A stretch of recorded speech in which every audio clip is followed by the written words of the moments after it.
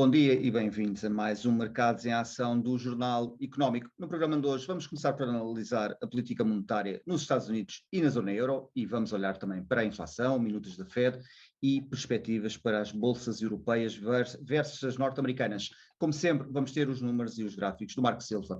O nosso convidado de hoje é Nuno Sousa Pereira, da 60 Degrees. Nuno, bem-vindo de volta. Obrigado pelo convite. Bom dia a todos. Bom dia. Nuno, vamos começar por olhar por aqui.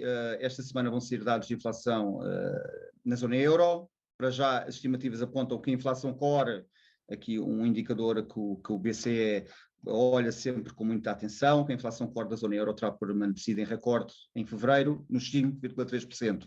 Este pode ser aqui um sinal de que o BCE vai manter aqui a sua trajetória, tal como já anunciada por Christine Lagarde, mas de voltar a aumentar as taxas de juros na próxima reunião em 50 pontos base. Sim, portanto, a Europa continua muito atrás dos Estados Unidos em termos da política monetária, portanto, começou mais tarde e tem-se mantido o diferencial. E até agora os dados têm sido muito coincidentes no seu caminho, tanto nos Estados Unidos como na Europa. Portanto, é previsível que a inflação se mantenha elevada durante mais algum tempo, e mais tempo até do que os mercados estavam a descontar aqui nos últimos 2, 3 meses, que até houve aqui um ciclo de euforia, porque a inflação podia diminuir rapidamente com o abrandamento da economia. Mas a verdade é que a inflação tem surpreendido um pouco pela positiva e tem obrigado aqui os bancos centrais a manter a política monetária muito em cima da mesa, a questão das subidas de taxa de juros. Houve um membro do Banco Central Europeu que veio dizer que poderiam não subir as taxas de juros em todas as reuniões, mas que era previsível que nas próximas 2 reuniões, pelo menos, a taxa de juros continuasse a evoluir no sentido ascendente, o que é preocupante na questão dos créditos. Não é? Mas nos Estados Unidos, inclusive, com os dados que saíram a semana passada, a taxa máxima já pulou para na ordem dos 5,4%, 5,5%, sendo que alguns mais extremistas apontam inclusive para a necessidade de subir a taxa de juros para os 6,5% nos Estados Unidos. Certo que a Europa está mais atrasada, que as perspectivas até são para uma taxa máxima inferior, mas o problema é que nós temos uma inflação muito superior à dos Estados Unidos. Portanto, qual é que será aqui a posição? Termos mais inflação mais elevada durante mais tempo, ou haverá aqui realmente uma necessidade de conter para não se encostar em toda a cadeia daqui a 6 meses ou 1 ano? Portanto, nós temos que perceber é que, do ponto de vista dos governantes, ter a inflação relativamente elevada nos níveis de dívida que nós tínhamos, dívida sobre o PIB, é benéfica, porque a dívida está estática durante um período, só quando começa a ser atualizado os pagamentos do Estado é que começa a dívida a crescer novamente ao ritmo associado à inflação, enquanto o PIB tem uma resposta logo direta associada à inflação, e portanto parece que o nível de dívida sobre o PIB baixa numa primeira fase. E, portanto, é um certo aliciante manter a inflação minimamente elevada durante algum tempo. Mas eu acho que o objetivo será controlar essa inflação rapidamente.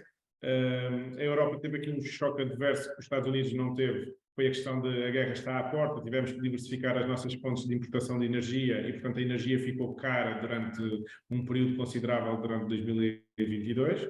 Hoje em dia, os níveis do gás natural, os preços do gás natural estão a vir para valores mais confortáveis, mas ainda há uma questão se a Europa tem todo o volume que precisa para a sua atividade económica normal ou não.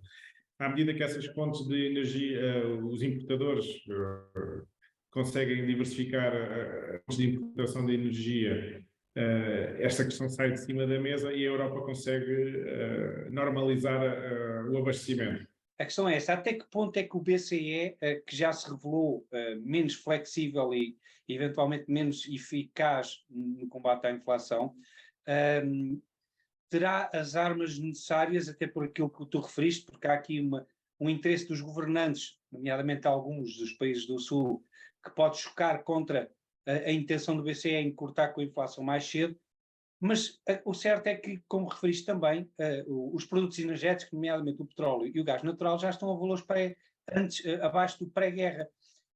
E inclusive muitos outros produtos, como o trigo, que já está há muitos meses em valores de pré-guerra, antes de pré-guerra. Portanto, só que na cadeia de distribuição, portanto, o que chega ao consumidor, essa diminuição não se reflete. até que ponto é que a política monetária por si só conseguirá conter e reduzir a inflação? A política monetária não contém diretamente a inflação. Abranda é o nível de transações na economia e, portanto, faz com que, para vender uma unidade adicional, eu não consigo vender lá a um preço tão elevado porque há menos procura. E esse é o efeito que a política monetária traz.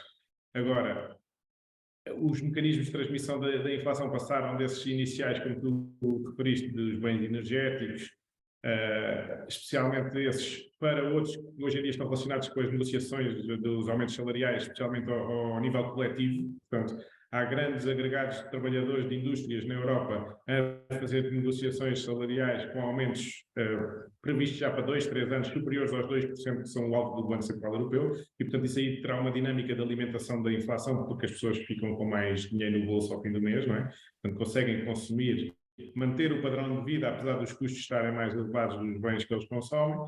E, portanto, aí será a grande dualidade que o Banco Central Europeu vai enfrentar, é a oposição entre os países nórdicos, chamados mais a norte, que são economicamente mais fortes e, portanto, se as taxas de juros não subirem tanto, o que eles vão fazer é vão refletir a inflação nos aumentos salariais, enquanto aqui no Sul o que nós preferíamos era que as taxas de juros não subissem tanto, porque nós temos um crédito superior, um estoque de crédito superior e, portanto, não queremos pagar tantos juros sobre a dívida que já contraímos no passado. E, portanto, é esta aqui uma dinâmica de forças que é diferente do lado europeu do que do lado americano e que pode, eventualmente, criar fissuras depois na composição dos governadores do Banco Central sobre a tomada das decisões. E aí é que tem que haver uma grande coesão europeia para, nestas alturas de crise, digamos assim, manter a unidade nas decisões e no caminho que queremos para este bloco que é a Europa. Nuno, na semana passada a Allianz revelou dados históricos e chegou à conclusão que a inflação, depois de atingir um pico, volta a diminuir, mas depois estabiliza durante algum tempo em platô.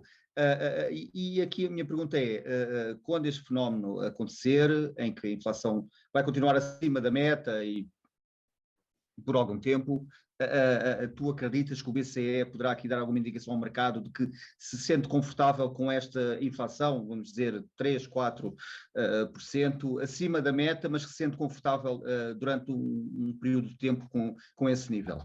Eu acho que sim, porquê? Porque os agentes económicos depois vão ter tendência a adaptar os seus próprios negócios a isto, a esse fenómeno. E, portanto, se a atividade económica não mostrar uma recessão, ou pelo menos andarmos sempre em ciclos de recessão, sair da recessão, entrar em recessão, o Banco Central Europeu só tem um caminho a fazer, que é deixar a economia correr o seu curso. Ele está aqui simplesmente como regulador. Se o nível de preços e o nível de taxa de juros depois começa a estar adequado à atividade económica, não há nada a fazer, é manter as coisas estáveis.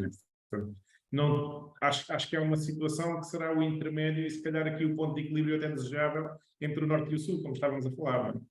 E achas que a questão que tu referiste também do aumento dos juros ter um impacto na dívida pública, achas que daqui a 1 ano, 2 anos, isso irá ser de novo um problema em cima da mesa? Nós neste momento até parece que não estamos em crise, mas como tu referiste, estamos em crise. Isto é uma crise que está a ser trabalhada, mas parece que não. Achas que daqui a 1 ano, 2 anos, o problema irá ser de novo colocado em cima da mesa, ou os instrumentos que já existem serão colocados em prática e irão amenizar a situação? Não, eu acho que vai haver realmente esse problema em cima da mesa e vai-se notar, à medida que, como tu disseste, que o tempo vai passando, porque o Estado vai ter que refinanciar a dívida que tem a valores mais elevados e não está propriamente a diminuir a dívida em euros, não é? Está só a diminuir em relação ao PIB, porque o PIB nesta primeira fase da inflação cresceu mais depressa, mas temos depois uma série de prestações, apoios sociais, indexantes, etc., que são atualizados ao valor da inflação e que, nomeadamente no sistema de pensões, vão pesar no futuro. Portanto, a inflação elevada agora também, se os ativos que estão a sustentar a segurança social e os fundos de pensões privados, etc., não tiverem uma performance que seja condicente com esta inflação, os benefícios no futuro a pagar também terão que ser mais elevados. E, portanto, pode haver aqui a necessidade de haver contributos adicionais do Estado para fazer fechar esse gap, que é o crescimento das responsabilidades. Deixa-me só acrescentar isto, porque a questão é, nós, por exemplo, há 1 ano, a taxa de juros das obrigações alemãs que estavam em valores neutrais, ou um pouco, às vezes chegaram até a estar ligeiramente negativos, e neste momento estão nos 2,56. Portanto, é um pulo muito grande. Isto é as obrigações alemãs. Portanto, eu diria que as obrigações alemãs, eu sei que estás a falar das obrigações alemãs há 10 anos, ainda hoje atingiram um recorde desde 2011, apareceu-me ali na Bloomberg um aviso que estava no nível mais elevado desde 2011, e estamos a falar de uma subida de 2,5% mais ou menos de taxa de juros há 10 anos. Mas a verdade é que eu acho que os portugueses ainda notam mais é a subida da Euribor, porque nós temos a Euribor a 12 meses, nós tivemos hoje a fazer essa análise. No fim de fevereiro de 2022 estava fixada a menos 0,35, e agora quem fixar um crédito com a Euribor a 12 meses vai refixar a taxa a 3,66. Portanto, é uma diferença de 4% num ano absorvido num crédito que depois tem uma duração de 30 anos. Não é? Portanto, o peso dos juros a pagar por quem está endividado, seja o Estado, sejam os individuais ou as empresas, vai acarretar aqui é quase como nós andarmos a fazer uma corrida com uma mochila de pedras, não é? Quanto mais juros, mais pedras temos às costas e mais difícil é progredirmos rapidamente. Desculpa, André, eu não consigo não fazer esta pergunta, porque eu acho que andamos aqui um pouco ainda de olhos vendados, porque isto que tu referiste, de um momento para o outro, que é um ano, passámos para uma taxa de juros 4% acima. Quando é que achas que isto vai ter um impacto? Quando é que vai haver o baque na economia nacional, nomeadamente no imobiliário? Portanto, o que é que acontece? Eu estou a dizer isto relacionado com os créditos fixam a Euribor a 12 meses em fevereiro. Nem todos fixam em fevereiro, nem são todos Euribor a 12 meses. Portanto, muitas famílias já têm vindo a ser atualizadas nesta prestação e, portanto, este impacto vai sendo gradualmente absorvido pelas famílias. E há muitas que ainda vão ter uma surpresa agora nos próximos 12 meses, não é? A taxa de juros tem vindo sempre a aumentar, mas a verdade é que todos os que estão para trás, os últimos meses, já sofreram uma parte deste impacto. E, portanto, mas ainda não se nota, Nuno. O problema é que ainda não se nota. Mas vai-se notar agora nos próximos 6 meses, decididamente. E na parte do imobiliário, como tu estavas a falar, já se nota, eu acho. Porquê? Não sei, não se nota ainda muito ao nível das transações imobiliárias, porque existem menos transações imobiliárias, os valores ainda não caíram muito, mas ao andar aqui, por exemplo, por Lisboa, nota-se imensos anúncios já visualmente nas fachadas, mas o que se nota mais é ao falar com pessoas que fazem construção nova, o abrandamento de empreendimentos, de pessoas que querem construir a própria casa, é imenso. Portanto, eu conheço alguns empreendedores nesta área que não tinham mãos a medir para tanto trabalho e de repente secou todo o novo trabalho que tinham. Eles só estão a trabalhar backlog neste momento. Ninguém se quer comprometer hoje em dia sem perceber onde é que as taxas de juros vão estabilizar e o orçamento pessoal também vai estabilizar. Isto só será agravado ao nível económico se começar a atingir o emprego. Portanto, enquanto as pessoas têm emprego, é uma questão de tentarem mudar de alguma maneira os seus hábitos de consumo. Conseguem, se as taxas de juros não continuarem a subir a este ritmo, é gerível, se calhar, em média, não estou a dizer para todas as pessoas, mas em média. Mas se começar a atingir o emprego, de repente há uma quebra no rendimento familiar e isso sim é que poderá trazer perspectivas económicas mais dantescas. Nuno, obrigado. Vamos agora para um breve intervalo e regressamos já.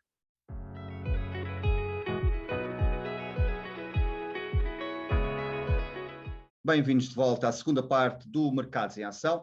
Vamos começar, como habitualmente, com os mapas e gráficos da semana com o Marco Silva, onde vamos ter em destaque a Nvidia, o setor de defesa, o Brent, o Eurodólar, o cobre e também o S&P 500. Marco? Obrigado, André. A semana passada foi claramente de vermelho, carregado. A nova percepção dos investidores em relação à taxa máxima que irá ser decidida pelo FED trouxe uma cor de bastante mais carregada de correção e, como podemos ver aqui no mapa, portanto, o vermelho dominou em praticamente todos os setores, destaque menos nos serviços de saúde e farmacêuticas, mas mesmo aí também houveram bolsas de vermelho. Destaque pela positiva a Nvidia, que apresentou os seus resultados e foi aqui um outlier na quinta-feira à noite. E de resto, aqui o setor do consumo defensivo, vá a Procter & Gamble, Coca-Cola, Pepsi, Colgate-Palmolive, que tiveram aqui uma prestação positiva, ou seja, aqui alguma rotação de capital para estes setores que costumam estar associados a correções no mercado. De resto, em relação ao resto do mundo, aqui a China com quedas substanciais, superiores a 10% nas principais empresas, mas não há aqui grandes boias de salvação no resto do mundo. Em relação aos setores e aos mercados, também podemos ver que o vermelho dominou. Não houve aqui um setor que se possa dizer que esteve positivo, na realidade, porque não esteve. E aqui destaque para a China, realmente com uma correção muito substancial, muito superior aos mercados emergentes em geral, muito superior aos mercados desenvolvidos. E aqui o mercado norte-americano e a Europa estiveram mais ou menos ela por ela, sendo que os Estados Unidos estiveram ligeiramente pior, portanto com mais correção. Em relação aos gráficos, podemos ver aqui o Brent que mantém aqui para já a sua trajetória de lateralização, mas aqui com o indicador técnico a subir. Portanto, poderá haver aqui um novo teste a esta linha azul, que é muito importante. Neste momento está no contrato de abril nos $90 por barril. Portanto, é importante ver se quebra em alta ou se toca e volta de novo para trás, que é o mais provável que aconteça, mas poderemos ter aqui um retest do Brent nos $90 por barril. Aqui o cobre, que foi testar já aqui há umas semanas, a 18 de janeiro, aqui esta linha azul, que é muito importante e que seria uma linha de resistência a mais subidas. E chegou aqui aos $433. Para já está a recuar, existe a perspectiva de que consiga recuar um pouco mais. Vamos ver, até porque no curto prazo teve aqui também um head and shoulders, curtíssimo prazo já atingiu o seu objetivo, agora está a recuperar um pouco, mas a tendência para já do cobre é de reduzir. E isto é importante porque também dá uma noção de como é que a indústria está a mostrar a sua procura por um metal que é muito importante para a indústria global. Em relação ao euro-dólar, mantém-se em correção, como já tínhamos visto aqui. A semana passada foi de vermelho, agora tem esta linha laranja que está nos 1.095 como resistência, mas ainda tem aqui bastante espaço para corrigir, até porque o indicador técnico, aqui o Stochastic, começou agora a cair, portanto haverá aqui um espaço para cair, consolidar e eventualmente depois subir. Esta linha azul, eventualmente na história, servirá mais para a frente, na história futura, como resistência, que agora está nos 1.225. Por fim, aqui o S&P 500, este é um gráfico que eu já trouxe aqui há várias semanas, tenho vindo a trazer e a alertar. Este é um padrão que se chama o Pitchfork, e neste momento, a semana passada foi muito importante. Porquê? Porque depois de ter conseguido quebrar esta linha branca em alta, a semana passada foi testar esta linha branca de novo. Se for quebrada em baixa, nesta semana ou na próxima, então poderíamos ter aqui o regresso às correções mais significativas e, como eu antecipo que possa acontecer, poderíamos ter aqui um teste do S&P 500 nos 2.800, 2.900 pontos, 3.000 pontos, que é esta linha rosa que está aqui. Porque ele, geralmente, pela estatística, costuma fazer inversão do que atingiu no topo. No topo atingiu esta linha rosa, muito provavelmente irá atingir esta linha rosa também, e será aí os mínimos do mercado no médio e longo prazo. E é tudo para esta semana, André. Vamos ver como é que esta semana, com os non-farm payrolls, as coisas correm. Obrigado, Marco. Nuno, olhando para o outro lado do Atlântico, para a Fed, as minutas divulgadas na semana passada da última reunião revelam que a inflação continua a ser uma preocupação, mas que parece haver aqui alguma abertura para terminar com as subidas, e também existe aqui um largo apoio para esta subida faseada, subidas de 25 pontos base, depois analisar como é que a inflação evolui entre reuniões para depois tomar uma decisão. Parece-te aqui uma abordagem cautelosa por parte da Reserva Federal norte-americana? Sim, portanto, eles entraram tarde neste ciclo de subida de taxas, como já referimos várias vezes, e agora parece que chegaram aqui a um nível em que a atividade económica começa finalmente a ceder. Portanto, as empresas, até um bocadinho como o Marco mostrou, o descontar taxas de juros mais elevadas vem prejudicar os resultados futuros das empresas, e é isso que o mercado está a reconhecer. E as empresas começaram sim a dizer que têm preocupações com a evolução do seu negócio, algumas até já cortaram dividendos, como a Intel, que acho que foi assim a mais sonante, para tentar proteger o cash dentro das empresas, e isso são dados que a Fed vai ter que ter em consideração daqui para a frente, que é a inflação reflete a subida de preços que aconteceu atrás, mas tem um certo lag sobre os acontecimentos que estão efetivamente a acontecer no terreno. E, portanto, vai tentar medir o nível da atividade económica de uma maneira mais rápida para perceber exatamente isso, com subidas mais lentas ou até não havendo subidas em algumas reuniões, se a política monetária se mantém adequada ou se é preciso fazer um ajuste, até no sentido inverso, como já muita gente referiu, que há de ser necessário no futuro baixar as taxas de juros. Mas como é que tu vês aquilo que tu referiste há bocado, que é o mais importante neste momento para Portugal, que é o tema do trabalho? Nos Estados Unidos parece que o mercado laboral continua sem dar grandes mostras de fraqueza. Vamos ver esta semana nos non-farm payrolls, mas continua, os pedidos de subsídio de desemprego continuam muito baixos para aquilo que estava à espera, e está aqui uma incógnita. O que é que se passa com a economia? Porque é que o mercado laboral ainda não deu sinais de fraqueza e, nomeadamente, também as vendas a retalho, que subiram de uma forma bastante mais significativa. A economia está mais forte do que é esperado. Quando é que o mercado laboral vai ceder? O mercado laboral tem sido um dos pontos apontados pela FED como um dos pontos de medição, e a verdade é que, se acreditarmos que os dados estão totalmente corretos, existem net entre trabalhos em aberto e número de trabalhadores disponíveis desempregados, existem cerca de 5 milhões de empregos ainda que não têm trabalhador, ou seja, se todos os desempregados de repente entrassem em trabalhos, havia ainda uma falta de 5 milhões de trabalhadores.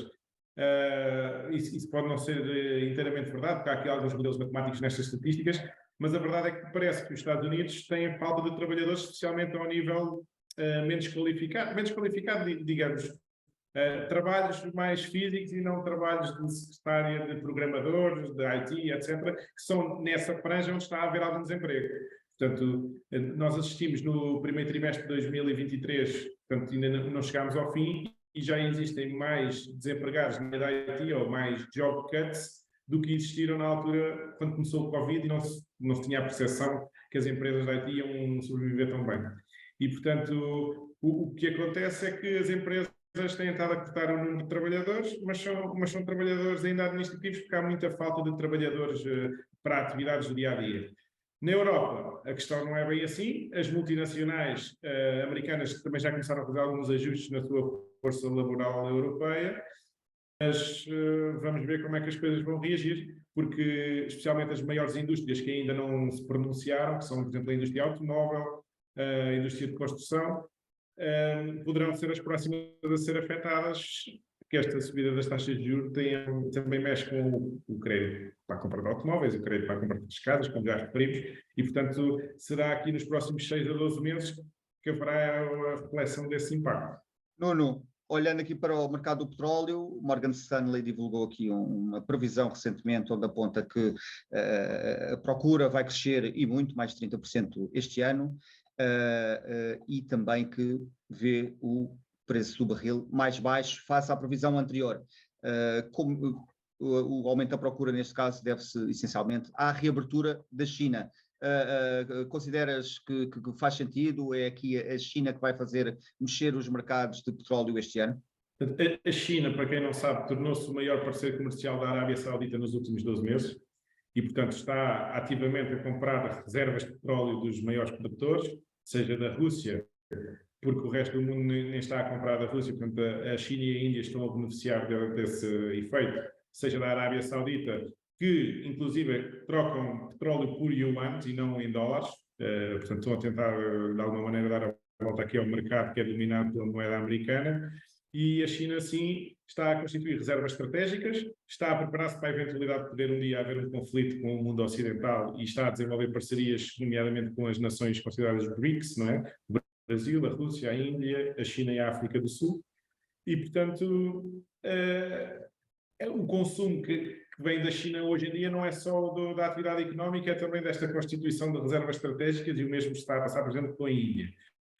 No entanto, temos que ver que no mundo ocidental existe esta pressão para mudarmos para as energias consideradas renováveis, mas as coisas não acontecem de um dia para o outro e, portanto, as nações continuam a precisar de petróleo e continuam a precisar de ter reservas estratégicas de petróleo para se defenderem economicamente em caso de haver aqui algum atraso, de, sei lá, os bens que são necessários para produzir baterias, para produzir ventoinhas, etc., se calhar estão na outra parte do mundo, que nós agora não temos tantas transações comerciais, há um choque nas cadeias produtivas quando há estas reorganizações e, portanto, a transição para a energia verde pode não ser tão rápida e isso pode levar a que as reservas de petróleo e de gás sejam estratégicas durante mais tempo do que alguns países pensaram. E temos o caso, por exemplo, da interpretação disso, que é a BP, que recentemente disse: vamos concentrar a fazer aquilo que nós sabemos, que é produzir petróleo e gás, e vamos deixar aqui este investimento em energias alternativas um bocadinho em stand-by, porque o retorno para os nossos acionistas não é exatamente aquele que nós esperávamos. Portanto, eu acredito que exista um aumento da procura de petróleo de uma maneira continuada e até acredito que eventualmente veremos de ver o preço a subir porque há cada vez menos incentivos a procurar novas fontes de petróleo por causa desta pressão dos regulamentos ambientais no mundo ocidental e por menos fornecedores no mundo não ocidental. E, portanto, haverá escassez na produção. Obrigado, Nuno. Vamos agora para outro breve intervalo e regressamos já.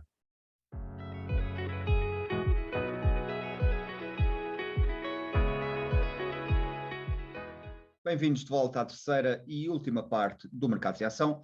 Vamos começar pelo número da semana e vamos olhar para a questão do gás natural, isto um ano depois do início da invasão russa da Ucrânia. A cota da Rússia no mercado global de gás recuou de 25%, isto em 2021, para 13% já no início deste ano. No caso da União Europeia, a dependência face à Rússia caiu de 40% para 10%, ainda continua a chegar gás russo, mas em muito menor número, e recordo também que não existe nenhum embargo ao gás natural russo, ao contrário do que existe, por exemplo, no petróleo. Já as compras de gás russo pela União Europeia caíram também 60%, isto aqui é relativamente a 2022, e 60% para 62 mil milhões de metros cúbicos. Isto face à média dos últimos 5 anos. Para este ano, a Agência Internacional de Energia espera que este valor caia para metade e a União Europeia continua assim o seu caminho de reduzir a dependência de gás da Rússia. Marco, vamos agora olhar para a personalidade da semana. O que é que tens para nós? Esta semana é Joe Biden, porque a visita dele a Kiev tem implicações muito, muito maiores do que aquelas que possa à primeira vista ser evidente. Desde logo, foi a primeira vez que um presidente norte-americano foi visitar uma zona em conflito onde não existe qualquer tipo de militares norte-americanos. Portanto, é algo que foi muito significativo para eles, até porque ele foi contestado por não estar em casa devido a problemas internos, mas foi, digamos, um princípio, foi uma visita de princípios e que eventualmente até depois despoltou a reação da China em propor um programa de paz para a Ucrânia, para não ficar atrás, mas certamente que criou aqui ainda mais clivagem, porque indica que a Ucrânia não está sozinha e é aqui um toque a reunir dos aliados que poderá manter aqui pelo menos a guerra por mais algum tempo, portanto não dar a parte fraca, e isso irá ter influência nos mercados, certamente. Obrigado, Marco. Nuno, olhando aqui para um ano da guerra, já houve uma grande tempestade, com um grande impacto nos mercados energéticos, a União Europeia foi também gravemente afetada e o custo de vida aumentou ainda mais para os cidadãos europeus. Olhando agora especificamente para os mercados, como é que os mercados olham ainda para esta questão da invasão russa? Ainda continuam a estar preocupados, a temer que o pior talvez não tenha passado? Como é que é o mindset hoje em dia? Não, eu penso que aqui a grande questão negativa que pode aparecer de uma maneira mais binária, que é assim os mercados estarem a fazer uma antevisão, é haver um escalar do conflito que envolva alguma nação relacionada com a NATO que esteja ali na fronteira da Europa, seja uma Polónia, uma Bulgária, uma Roménia, etc., que obrigue uma intervenção mais larga do mundo ocidental e que possa fazer escalar o conflito. Isso aí é claramente negativo para os mercados financeiros. Na parte das matérias-primas, há uma adaptação. Portanto, houve um choque primeiro e que foi o preço do gás disparou e a atividade económica e industrial, por exemplo, na Alemanha sofreu imenso. E agora tem vindo a haver uma adaptação da indústria. Esta semana que passou até surgiu uma notícia que a Alemanha ia começar a receber petróleo do Cazaquistão, que ninguém sabe se não vem da Rússia para o Cazaquistão e do Cazaquistão para a Alemanha, não é? Portanto, vem da pipeline que vem da Rússia, etc. E, portanto, há uma adaptação das matérias-primas dos fornecedores, de como é que se consomem. Se é a China que está a vender gás à Europa em cargueiros e o gás vem da Rússia, os mercados chegam a uma altura que também não conseguem fazer facilmente essa triagem e acho que não se preocupam assim tanto com isso. Porque isso tem a ver com as regras de comércio internacional e isso cabe aos governos estabelecerem entre eles. Ao nível dos impactos depois mais diretos, podem ter o custo de vida, o aumento do custo de vida na Europa ou no resto do mundo, não estão só associados à Ucrânia. Portanto, já tínhamos visto esta dinâmica do início da inflação e da subida de taxas de juros antes do disputar da guerra, vêm só agudizar temporariamente essas ocorrências. E, portanto, a guerra em si é um fenómeno que está ali neste momento circunscrito. Toda a gente gostaria de ver resolvido e tiraria aqui uma nuvem que pode pairar sobre a Europa em termos de risco, mas neste momento não tem um impacto direto todos os dias sobre a percepção dos mercados.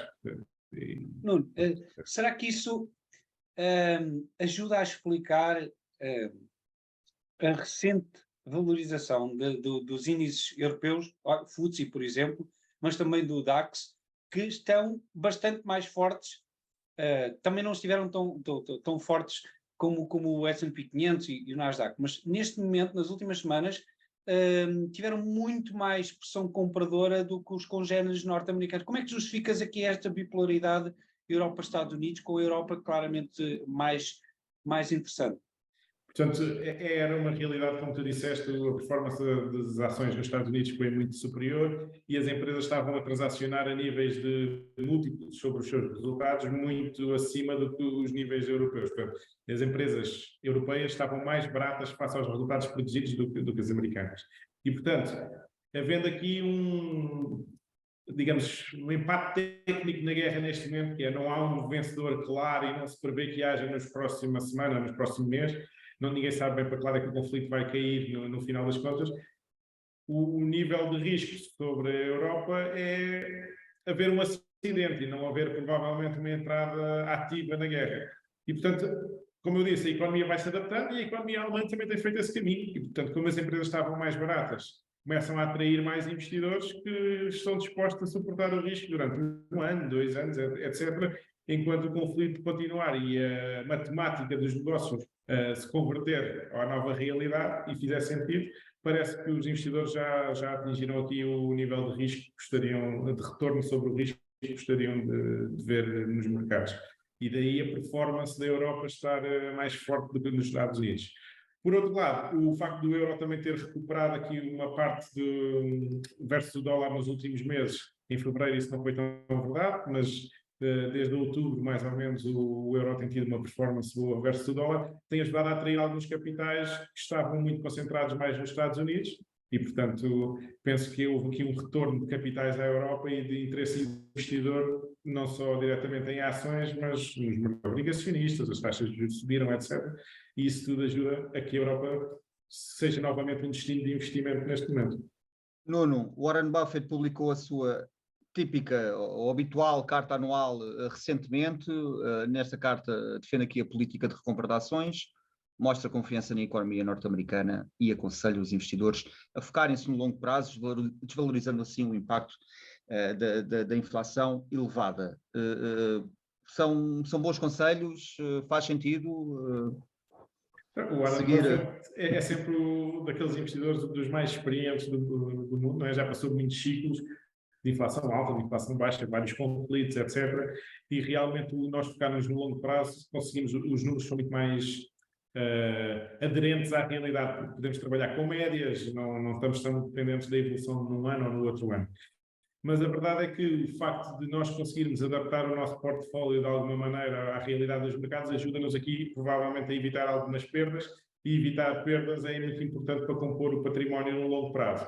O Warren Buffett tem um negócio base, que é o negócio segurador, em que à cabeça estão sempre a entrar os prémios dos seguros e, portanto, ele tem sempre capital para ir investindo, e isso é uma mecânica muito importante no negócio que ele faz e nos investimentos que ele faz, mas para todos nós é importante mimetizarmos isso, que é termos algumas poupanças do nosso rendimento e dos nossos gastos mensais, por exemplo, e irmos investir de uma maneira contínua. E isso sim é a melhor maneira de capitalizarmos no longo prazo e não estarmos tão entretidos com as variações de curto prazo e conseguirmos seguir uma filosofia e um conselho daqui de um investidor tão experiente como o Warren Buffett. Muito bem. Nuno, obrigado por teres aceitado o nosso convite. Até uma próxima oportunidade. Obrigado pelo convite e estou sempre disponível. Marco, vemos para a semana. Até para a semana. Veja este e outros programas no site e nas redes sociais do JE, ouça também a versão em podcast nas principais plataformas de streaming. Chegamos ao fim de mais um Mercados em Ação. Boa semana e bons negócios.